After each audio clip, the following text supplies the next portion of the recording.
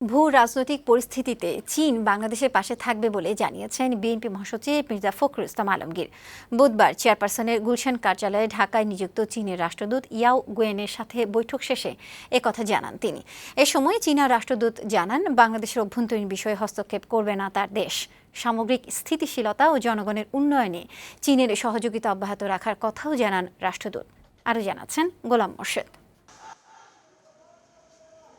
ছাত্র জনতার অভ্যুত্থানে আওয়ামী লীগ সরকারের পতনের পর নতুন রাজনৈতিক বাস্তবতায় চীনের সাথে দূরত্ব যেন কমছে বিএনপির। বুধবার গুলশানের চেয়ারপারসনের রাজনৈতিক কার্যালয়ে দলের মহাসচিব মির্জা ফখরুল ইসলাম আলমগীরের সাথে বৈঠক করেন ঢাকায় নিযুক্ত চীনের রাষ্ট্রদূত ইয়াও ওয়েন। এ সময় দেশের বর্তমান রাজনৈতিক পরিস্থিতি, অন্তর্বর্তীকালীন সরকারসহ নানা বিষয় নিয়ে আলোচনা হয়।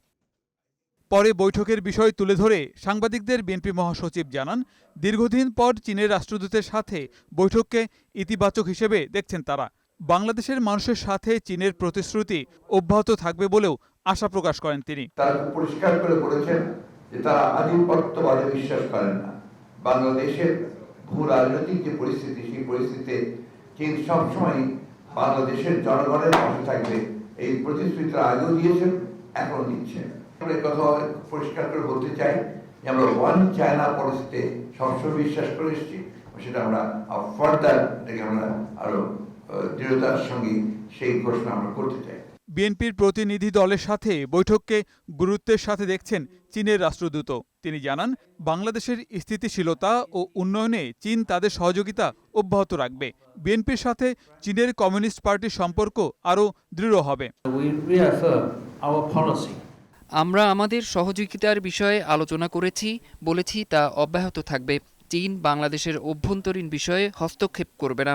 বাংলাদেশ স্থিতিশীল হবে, উন্নয়ন অব্যাহত থাকবে। আশা করছি অল্প কিছুদিনের মধ্যে পরিস্থিতি স্বাভাবিক হবে।